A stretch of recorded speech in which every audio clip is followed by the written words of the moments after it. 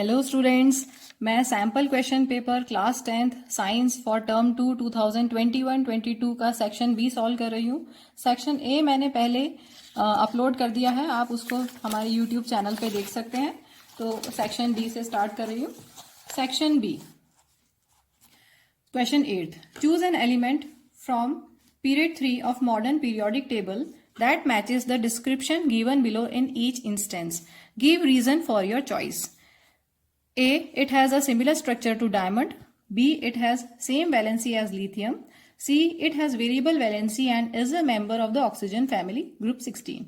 तो देखिए यहाँ पे सबसे पहले पीरियोडिक टेबल की बात हो रही है। तो मैंने आपको पहले वाले वीडियो में भी बताया था कि आपको पीरियोडिक टेबल का बेसिक फॉर्मेट आना चाहिए, उससे बहुत ही इजी हो जाता है सारे क्वेश्चंस को सॉल्व करना। तो ये एक मैंने बेसिक फॉर्मेट तैयार किया है, आपकी बुक में गिवन है। इसमें टोटल जो मॉडर्न पीरियोडिक टेबल है उसमें टोटल 18 ग्रुप्स होते हैं, वर्टिकल 18 ग्रुप्स होते हैं और पीरियड्स होते हैं, 7 पीरियड्स होते हैं। तो यहाँ पर अभी हमें इतना ही काम का है। तो मैं पहले इसमें एलिमेंट्स फिल कर देती हूँ। फर्स्ट 20 एलिमेंट्स आपको याद होने चाहिए। Hydrogen, helium, lithium, beryllium, boron, carbon, nitrogen, oxygen, fluorine, neon, sodium, magnesium, aluminium, silicon, phosphorus, sulphur, chlorine, argon, potassium, calcium. तो अब हम क्वेश्चन देखते हैं। Choose an element from period 3। तो पीरियड 3, ये हमारा पीरियड 3 है, इसमें ये सारे एलिमेंट्स हैं।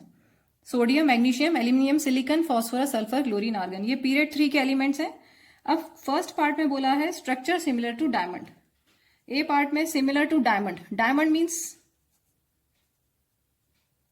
Diamond is an allotrope of carbon, मतलब इसका फॉर्मूला, केमिकल फॉर्मूला इसका सी है। ठीक है, अब सी के जैसा कौन है, कौन सा एलिमेंट की प्रॉपर्टी सी के सिमिलर है? तो सी ग्रुप 14 में लाई करता है और सी के सिमिलर, कार्बन के सिमिलर है सिलिकॉन। क्यों सिमिलर है? क्योंकि कार्बन का अगर आप देखेंगे तो कार्बन का एटॉमिक नंबर 6 और इसका इलेक्ट्रॉनिक कन्फिग्रेशन होता है 2,4। सिलिकॉन का एटॉमिक नंबर 16, इसका कन्फिग्रेशन होगा इलेक्ट्रॉनिक कन्फिग्रेशन 284। दोनों में लास्ट शेल में 4 वैलेंस इलेक्ट्रॉन्स है, मतलब एक कार्बन 4 कार्बन के साथ बॉन्डिंग कर सकता है जैसा कि डायमंड में होता है। सेम वैसे ही सिलिकॉन भी एक सिलिकॉन 4 सिलिकॉन के साथ बॉन्डिंग कर सकता है। तो स्ट्रक्चर ए पार्ट में पूछा है, एलिमेंट बताना है which has a structure similar to diamond. तो इसका आंसर हो गया सिलिकॉन, क्योंकि सिलिकॉन के पास भी 4 वैलेंस इलेक्ट्रॉन है जैसे कि कार्बन के पास होते हैं। कार्बन की वैलेंसी 4 है, या हम बोल सकते हैं carbon is tetravalent. Similarly silicon is also tetravalent. So first answer is A. Next, it has same valency as lithium. अब लिथियम देखिए, लिथियम हमें चाहिए, जो हमें सर्च करना है वो पीरियड 3 के एलिमेंट्स को सर्च करना है। तो वैसे तो ग्रुप 14 में, ए पार्ट के लिए ग्रुप 14 में और भी एलिमेंट्स है, लेकिन पीरियड 3 में सिलिकॉन आता है which is similar to carbon.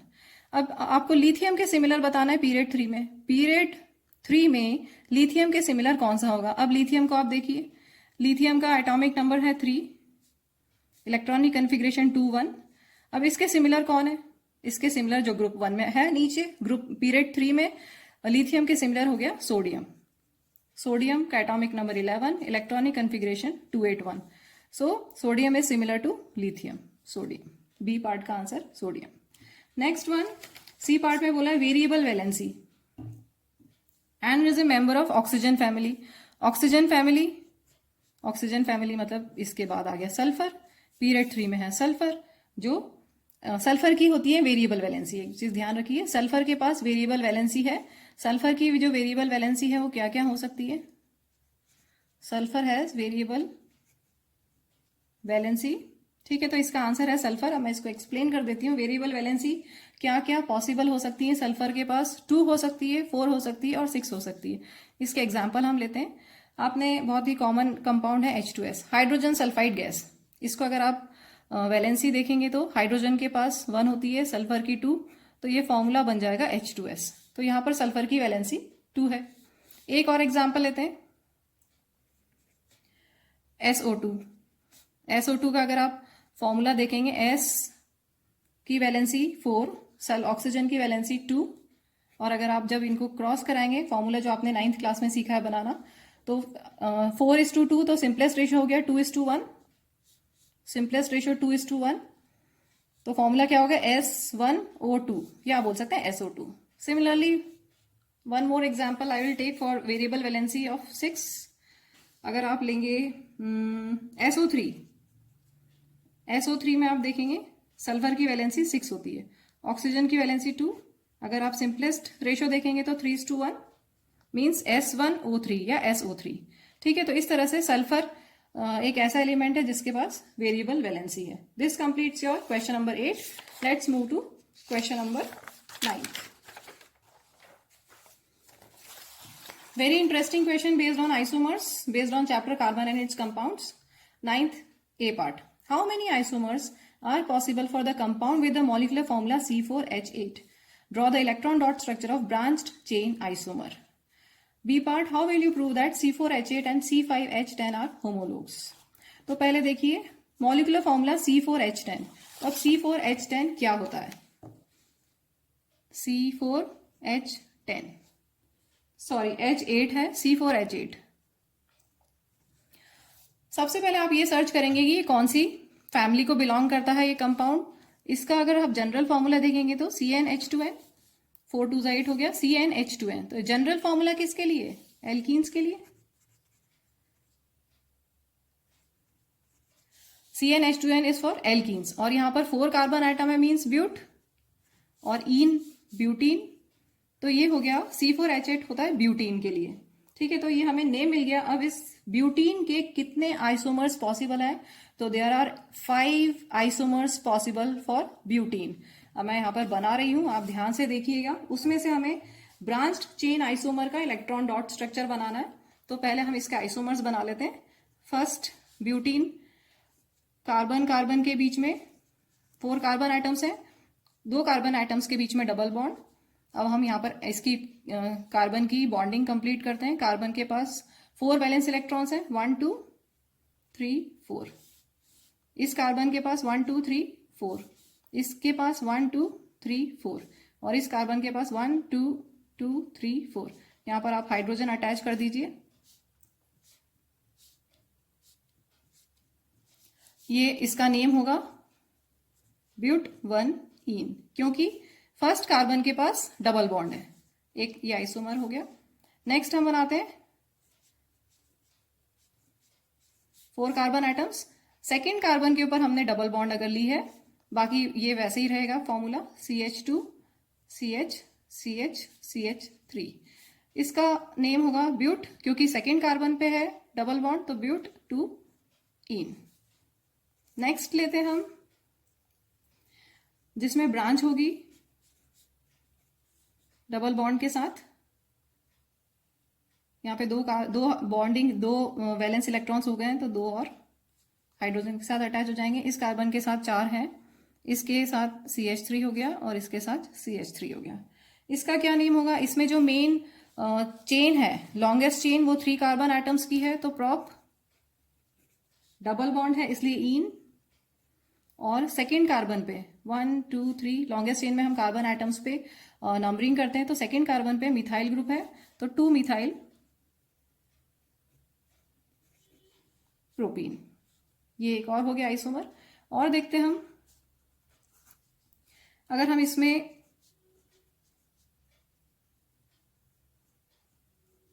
इस तरह से बनाते हैं, दिख रहा है साइक्लिक, ये साइक्लिक ब्यूटेन है, cyclobutane actually, this it's name is cyclobutane. 4 carbon atoms हैं, अब H अटैच कर लेते हैं, H2, यहां पर भी H2 हो जाएगा, H2 and H2। So this is cyclobutane.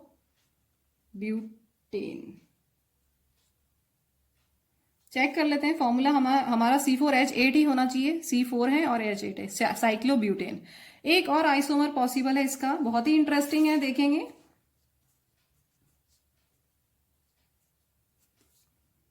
ये क्या बना? साइक्लोप्रोपेन, और एक CH3 अटैच कर देते हैं, और बाकी H कंप्लीट कर लेते हैं। H2, यहां पर भी H2 आएगा, यहां पे 3 बॉन्ड हो गई, तो एक H। तो दिस इज मेन जो चेन है वो किसकी है? मेन ब्रांच इसमें है साइक्लोप्रोपेन, 3 कार्बन आइटम्स है यहां पर, और ये जो ग्रुप है that is methyl group. So there are 5 possible isomers for C4H8. अब आपको इसमें से ब्रांच्ड किसका बनाना है, ब्रांच चेन आइसोमर, जिसमें ब्रांच है, ये वाला ब्रांच है, ब्रांच बनी हुई है यहाँ पर, इसका हमें इलेक्ट्रॉन डॉट स्ट्रक्चर बनाना है। तो इसका मैं इलेक्ट्रॉन डॉट स्ट्रक्चर बना रही हूं। ये है CH2 C CH3 CH3। तो 2 मिथाइल प्रोपीन का हम बनाते हैं electron dot structure. 3 carbon atoms main उसमें है लॉन्गेस्ट चेन में, और 1 कार्बन नीचे है। ठीक है, सबकी इलेक्ट्रॉन्स बनाते हैं हम। इस कार्बन के पास 4 वैलेंस इलेक्ट्रॉन्स है, 1 2 3 4। इस कार्बन के आसपास 4 वैलेंस इलेक्ट्रॉन्स होने चाहिए, 1 2 3 4। इस कार्बन के पास 1 2 3 4। इस कार्बन के पास 1 2 3 4। अब H अटैच कर देते हैं। इस हाइड्रोजन के पास 1 इलेक्ट्रॉन, इस हाइड्रोजन के पास 1 इलेक्ट्रॉन, यहाँ पर इस हाइड्रोजन के पास 1 इलेक्ट्रॉन, इस हाइड्रोजन के पास 1 इलेक्ट्रॉन, इस हाइड्रोजन के पास 1 इलेक्ट्रॉन, और यहाँ पर भी ऐसे ही 1 इलेक्ट्रॉन्स हमने दे दिया। और आप देखेंगे ऑक्टेट कंप्लीट है। इस कार्बन के पास 8 इलेक्ट्रॉन्स, इस कार्बन के पास 8 इलेक्ट्रॉन्स, इस कार्बन के पास 8 इलेक्ट्रॉन्स। शेयरिंग हो गई, इक्वल शेयरिंग, और हाइड्रोजन का डुप्लेट कंप्लीट है।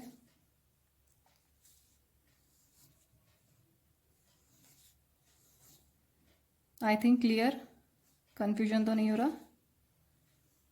ठीक है, और इस कार्बन के पास भी ऑक्टेट कंप्लीट कर देते हैं हम। So this completes your electron dot structure of branched chain isomer. Moving to next question. Sorry, एक और पार्ट है इसका, 9th का B part. How will you prove that, 9th का बी पार्ट में है, how will you prove that C4H8 and C5H10 are homologues. बहुत ही सिंपल है। C4H10 और C4H10 and C5H12, sorry C4H8 and C5H10, ये होमोलोग्स कैसे हैं? होमोलोगस सीरीज को बिलोंग करते हैं, दोनों ही CnH2n को सेटिस्फाई करते हैं, राइट। दोनों CnH2n फॉर्मूले को सेटिस्फाई करते हैं, और दोनों में अगर आप डिफरेंस देखोगे, एक कार्बन का और 2 हाइड्रोजन एटम का, तो they differ by CH2 unit, they differ by CH2 unit. और अगर इनके मॉलिक्यूलर मास को देखोगे तो एक कार्बन का होता है 12U एटॉमिक मास, एक हाइड्रोजन का होता है 1U, और यहाँ पर 2 है इसलिए 2 × 1, तो टोटल एटॉमिक मास हो गया 14U। तो इनके डिफरेंस भी इन CH2 यूनिट से डिफर करते हैं, मीन्स इनका मास का मॉलिक्यूलर मास का डिफरेंस भी 14U है। इसलिए ये दोनों C4H8 and C5H10 they belong to same homologous series. Okay, अब हम आते हैं 9th question, second option.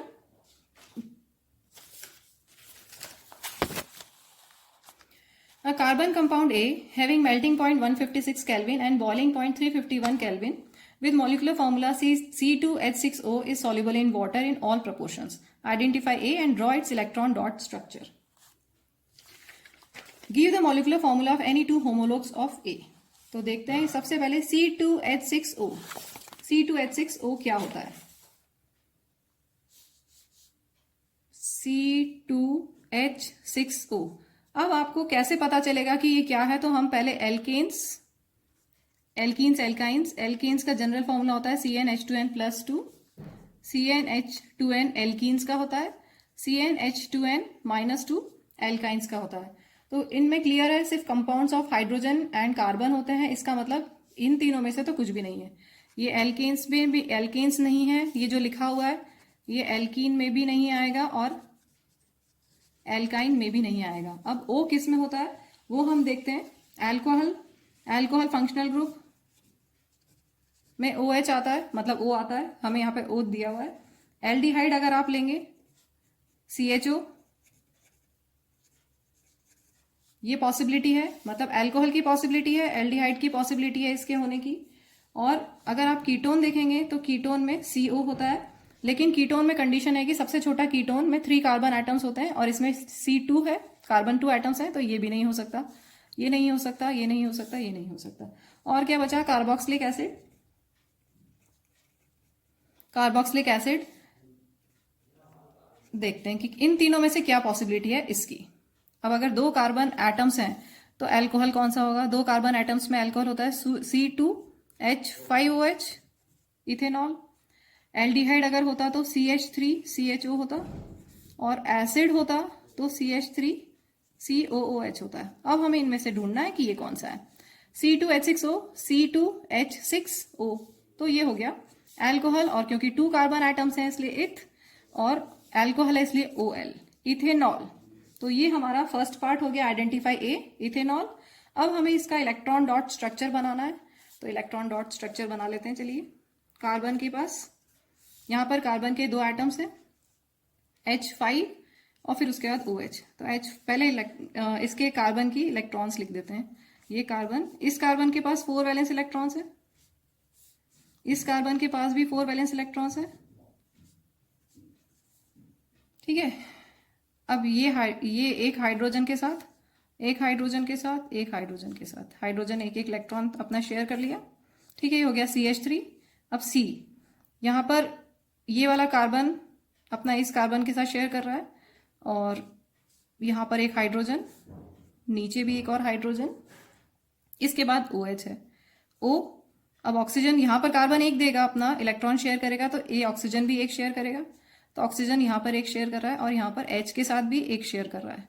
Oxygen के पास टोटल वैलेंस इलेक्ट्रॉन्स कितने होते हैं? 6, 1 2 3 4 5 6।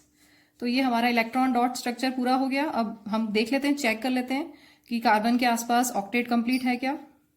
देखेंगे ध्यान से, कार्बन के आसपास, यस, कार्बन के 8 इलेक्ट्रॉन्स, इस कार्बन के पास 8 इलेक्ट्रॉन्स, ऑक्टेट कंप्लीट।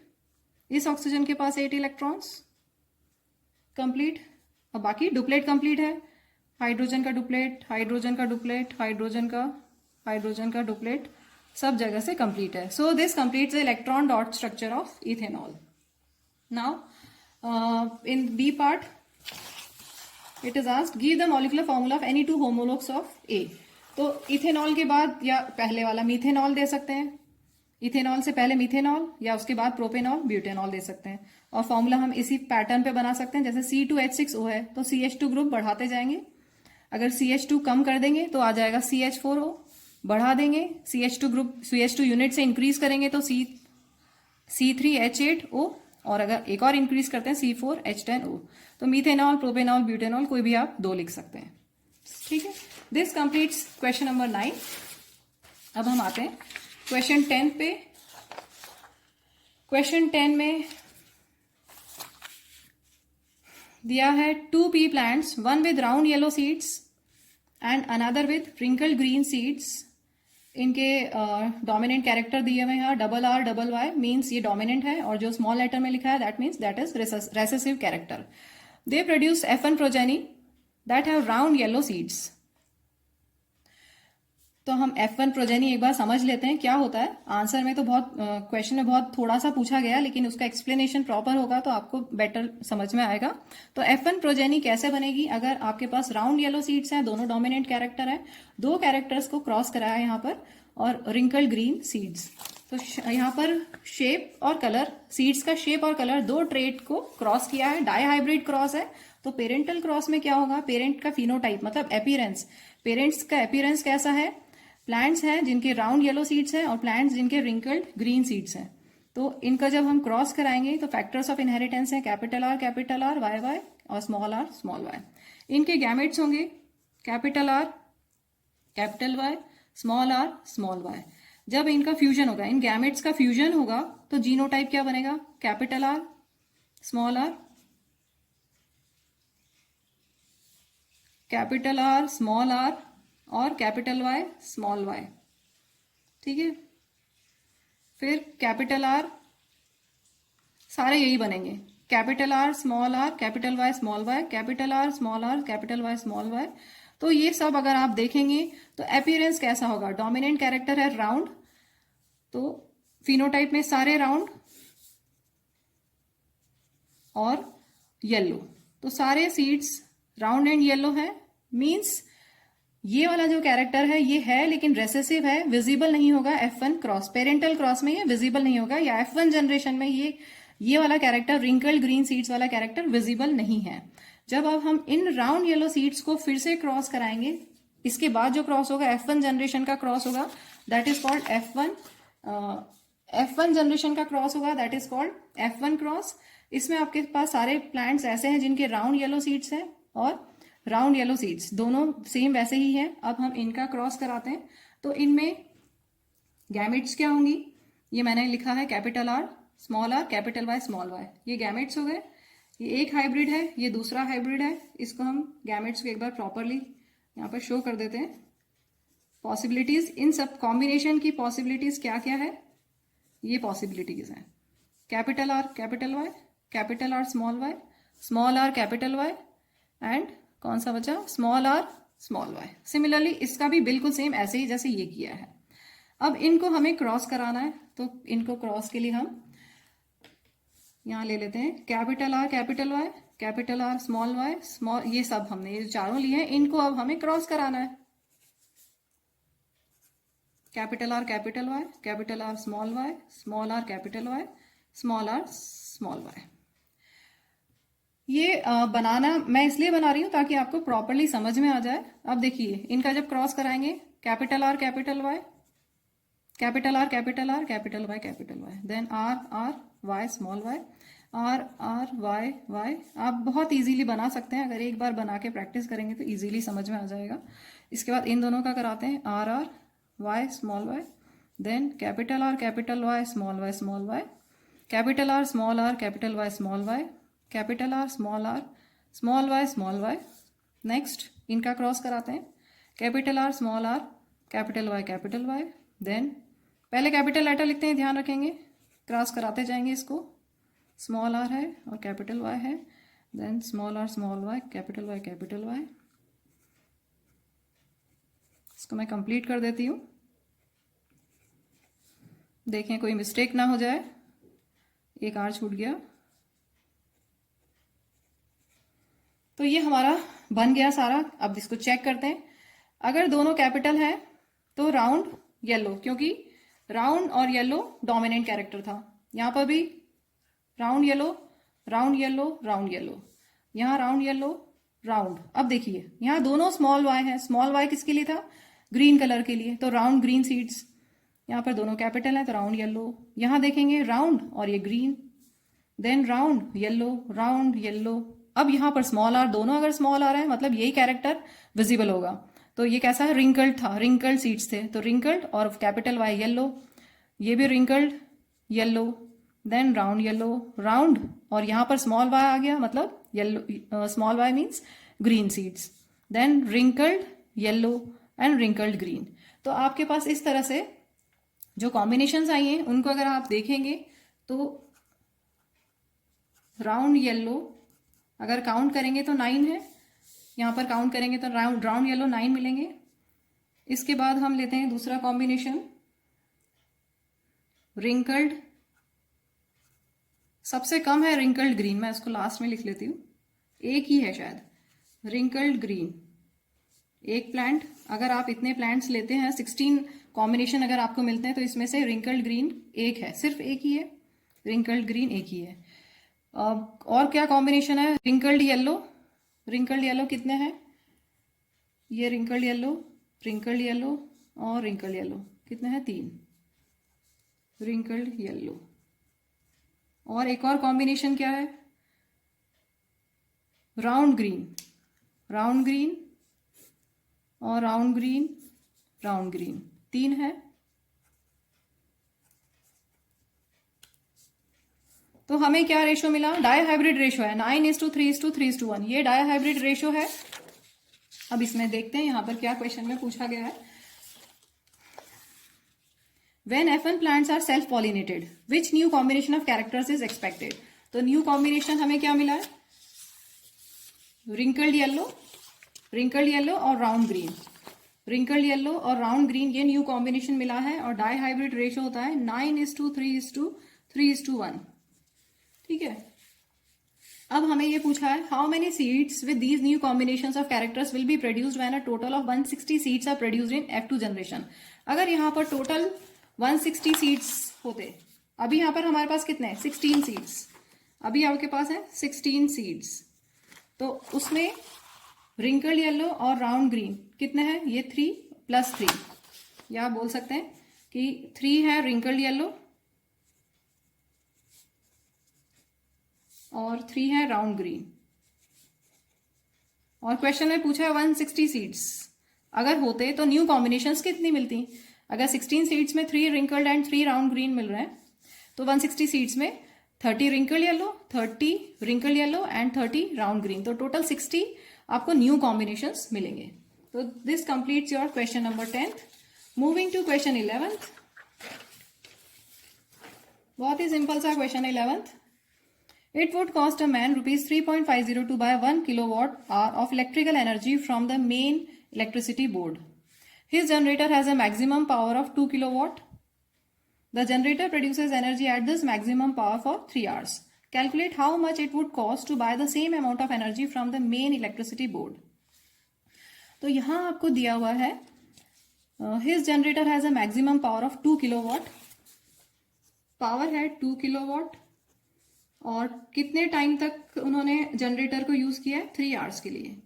एनर्जी का फॉर्मूला होता है PT, power into time, 2 kilo into 3, तो वॉट आवर में एनर्जी आ जाएगा आपके पास 6 × 10⁻³ एक्चुअल में वॉट आवर ही रहने देते हैं इसको, क्योंकि किलो में ही छोड़ देते हैं, क्योंकि आपको जो डेटा दिया है वो किलो में ही दिया है। Power is 2 kilowatt and time is 3 hours, तो ये हो जाएगा 6 किलोवाट आवर एनर्जी। इतना एनर्जी कंज्यूम हुआ 3 घंटे के लिए। अब कॉस्ट का क्या डेटा दिया हुआ है आपको, 1 किलोवाट आवर अगर आप एनर्जी यूज करते हो तो कॉस्ट है ₹3.50। तो अगर आप 6 किलोवाट एनर्जी यूज करेंगे तो कितना कॉस्ट होगा, सिंपल यूनिटरी मेथड, 3.50 अपॉन 1 × 6, इसको सॉल्व करेंगे तो आपको मिलेगा ₹21 and that is answer of part A. Next, a student boils water in an electric kettle for 20 minutes. Using the same mains supply, he wants to reduce the boiling time of water. To do so, should he increase or decrease the length of heating element? Justify your answer. Okay, ये यहीं पे है, इसको देखते हैं हम। आपको दिया है एक इलेक्ट्रिक केटल जिसमें हम वाटर को बॉईल करेंगे 20 मिनट्स के लिए। अगर हम रिड्यूस करना चाहते हैं टाइम को, कम टाइम में वाटर बॉयल हो जाए, तो हीटिंग एलिमेंट को की लेंथ को वो कम करें, जो हीटिंग एलिमेंट होगा उसकी लेंथ को कम करें या ज्यादा करें, ये क्वेश्चन है। तो देखिए हीट प्रोड्यूस का फॉर्मूला क्या होता है, I²RT। Joules law of heating में आपने पढ़ा है, हीट प्रोड्यूस्ड इज I²RT। अब यहाँ एक चीज दी हुई है जिससे आपको ये समझ में आएगा कि हम कौन सा फॉर्मूला यूज करें। इसमें एक और फॉर्मूला होता है, अगर I = V/R रख दोगे आप तो क्या होगा, I की जगह I² की जगह V²/R², तो ये हो जाएगा V/RT। ठीक है, अब स्टूडेंट्स को ये कंफ्यूजन होता है कि हम ये फॉर्मूला यूज करें कि ये फॉर्मूला यूज करें। तो यहाँ पे हिंट दिया हुआ है, using the same main supply. Same main supply मतलब वोल्टेज सेम होगा, तो वोल्टेज सेम होगा इसका मतलब हम ये फॉर्मूला यूज करेंगे। इसमें वोल्टेज सेम है, ये फॉर्मूला यूज नहीं करेंगे, वोल्टेज सेम है, इसका मतलब जो हीट प्रोड्यूस्ड है that is inversely proportional to resistance. देखिए ये न्यूमरेटर में, इधर डिनोमिनेटर में, heat produced is inversely proportional to resistance. तो जिसका रेजिस्टेंस हमें क्या चाहिए, हीट ज्यादा प्रोड्यूस हो ताकि कम टाइम में वाटर बॉयल हो जाए। पहले 20 मिनट्स में बॉयल हो रहा है, हम चाहते हैं कि कम टाइम में वाटर बॉयल हो जाए, इसका मतलब हीट ज्यादा प्रोड्यूस हो। अगर हीट आप ज्यादा चाहते हैं, अगर हीट को ज्यादा चाहते हैं तो रेजिस्टेंस कम होना चाहिए। अगर आप रेजिस्टेंस कम चाहते हैं तो लेंथ भी कम होनी चाहिए।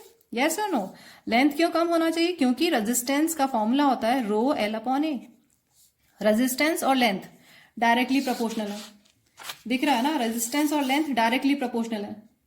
तो अगर आप हीट ज्यादा चाहते हो तो रेजिस्टेंस कम होना चाहिए, उस हीटिंग एलिमेंट का रेजिस्टेंस कम होना चाहिए। अगर रेजिस्टेंस कम होना चाहिए मींस लेंथ कम होना चाहिए, इसलिए length should decrease, length should decrease, you should decrease the length of the heating element. Okay, moving to question number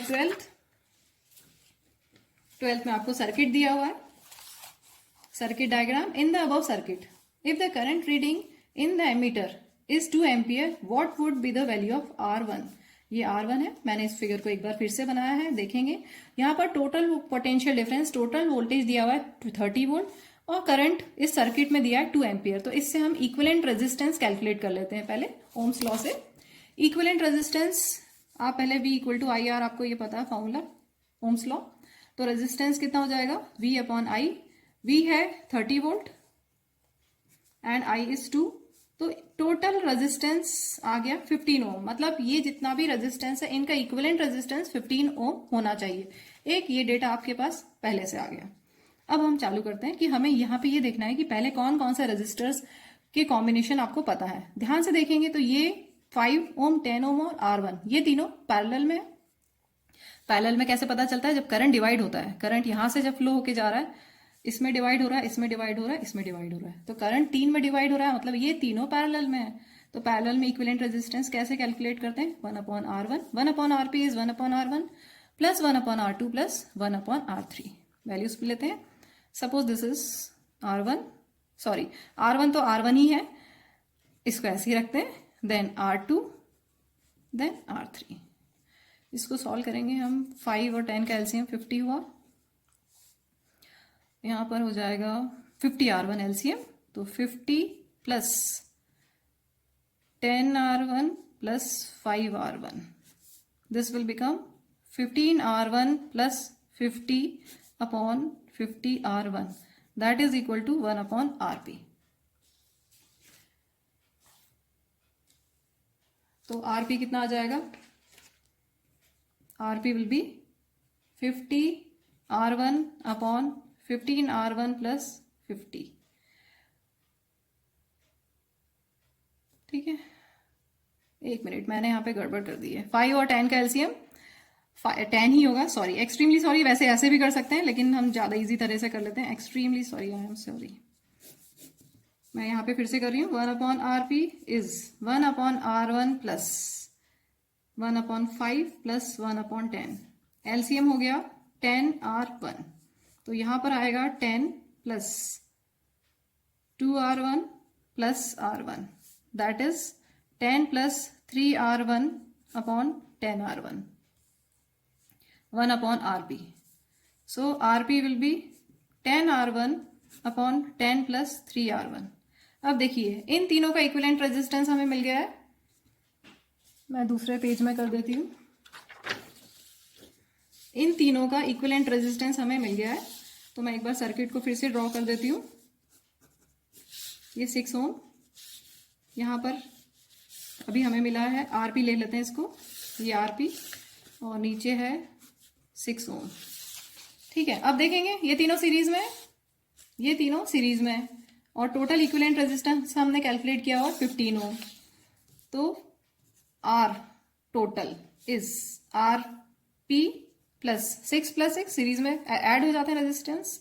total resistance आपके पास है, RP अभी हमने कैलकुलेट किया है 10 R1 upon 10 plus 3 R1 plus 6 plus 6 12। 12 इधर जाएगा, 15 minus 12 is equal to 10 R1 upon 10 plus 3 R1। इसको further solve करते हैं। 3 ये इधर जाके cross multiply, 30 plus 9 R1 equal to 10 R1। So 30 equal to 10 R1 minus 9 R1, that is R1. So this is our required answer, 30 ohm. 30 ohm is a required answer. अब इसी में second option है, ये कंप्लीट हो गया R1। Second option करते हैं हम। सेकेंड ऑप्शन में फिगर दिया हुआ है, calculate the total resistance of the circuit and find the total current in the circuit.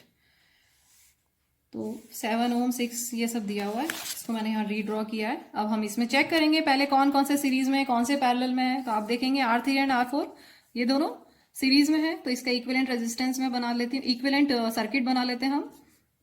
ये बैटरी 7 ओम,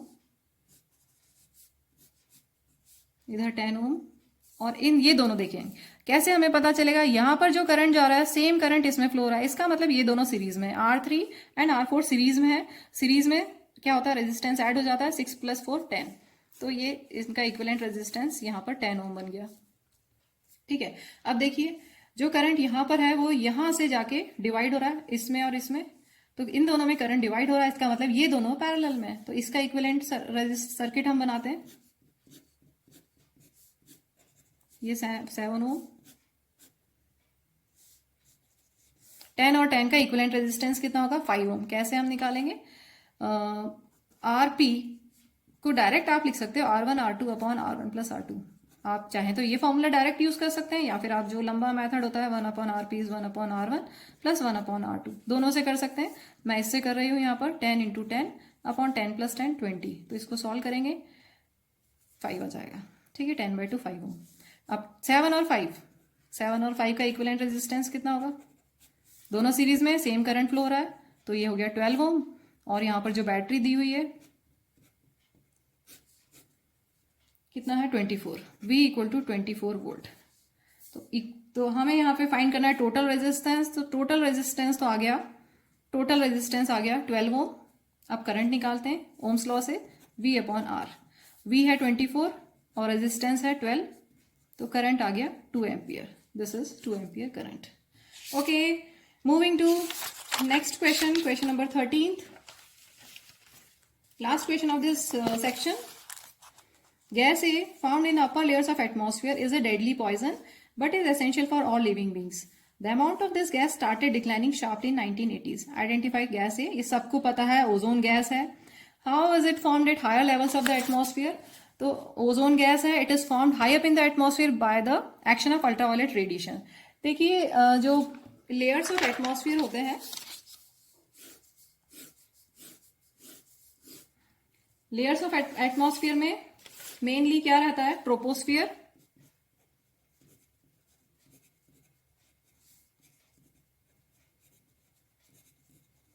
स्ट्रेटोस्फियर,